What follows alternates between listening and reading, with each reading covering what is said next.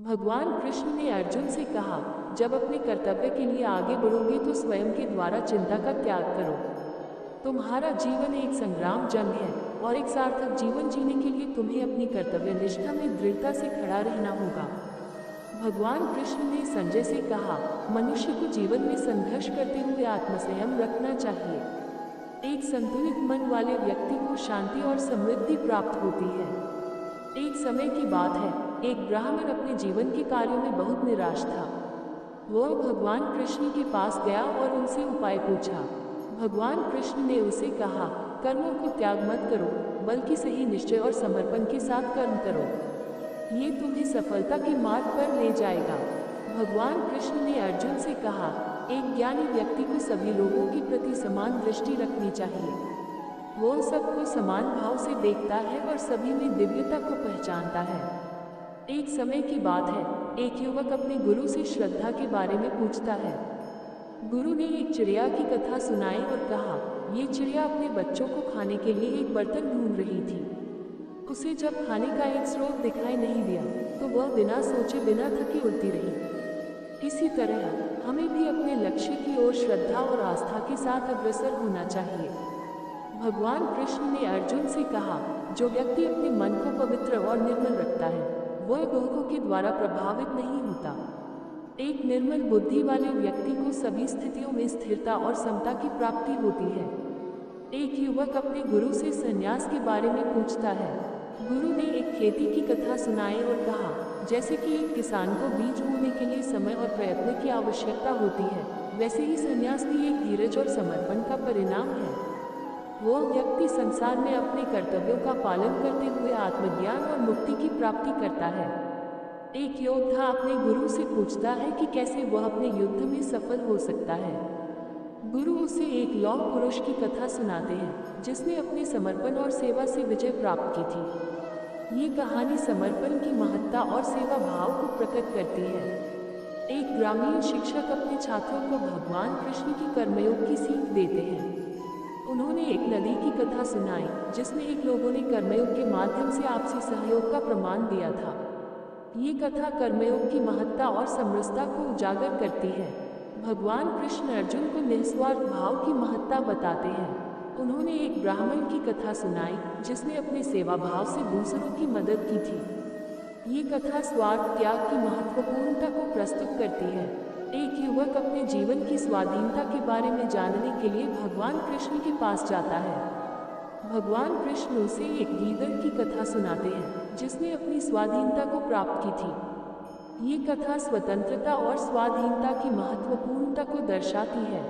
भगवान कृष्ण ने एक ब्राह्मण को ज्ञान की प्राप्ति के बारे में समझाते हुए उसे एक प्राणी की कथा सुनाई। ये कथा ज्ञान की महत्वपूर्णता और अंतर्ज्ञान की प्राप्ति को प्रकट करती है। भगवान कृष्ण ने एक युवक को प्रेम की महत्वपूर्णता बताते हुए उसे एक गोपी की कथा सुनाई। गोपी ने प्रेम के बाद से भगवान कृष्ण को प्राप्त किया था।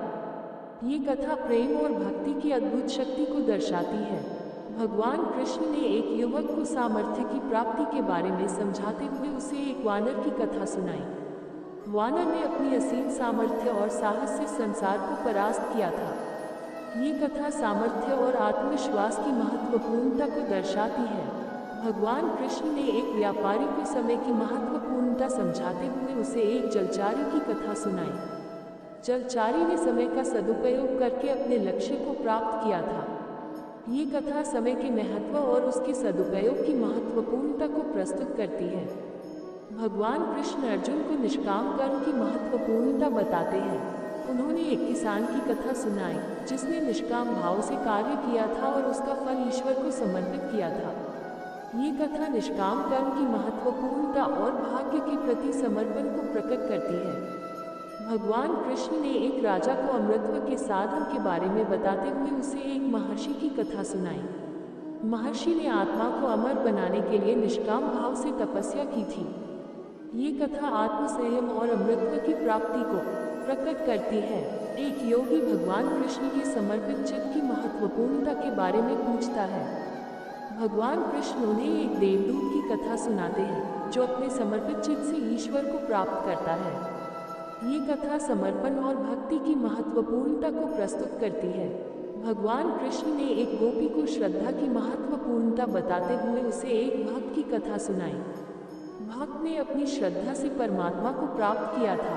ये कथा श्रद्धा और आदर्श भक्ति की महत्वपूर्णता को प्रकट करती है।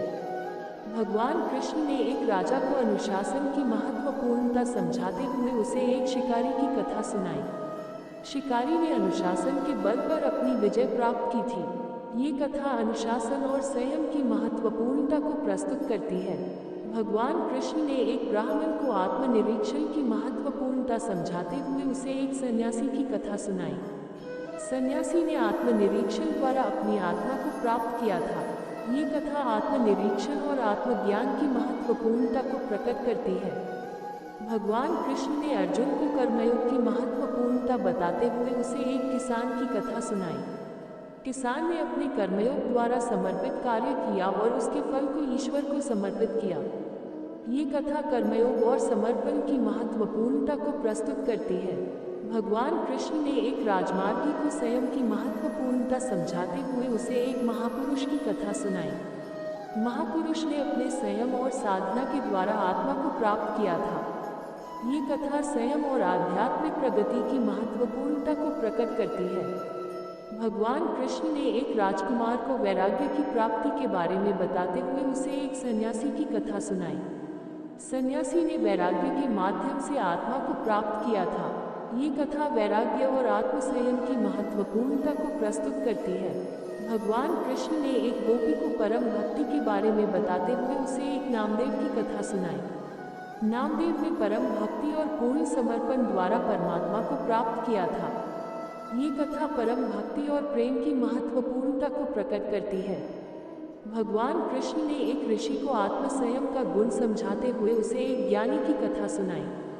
ज्ञानी ने आत्मसंयम और वैराग्य के द्वारा मुक्ति को प्राप्त किया था। ये कथा आत्मसंयम और अंतर्क शांति की महत्वपूर्णता को प्रस्तुत करती है। भगवान कृष्ण ने एक सन्यासी को जीवन में समर्पण की महत्वपूर्णता समझाते हुए उसे एक वृक्ष की कथा सुनाई। वृक्ष ने अपने पूर्ण समर्पण द्वारा सबको आनंदित किया था।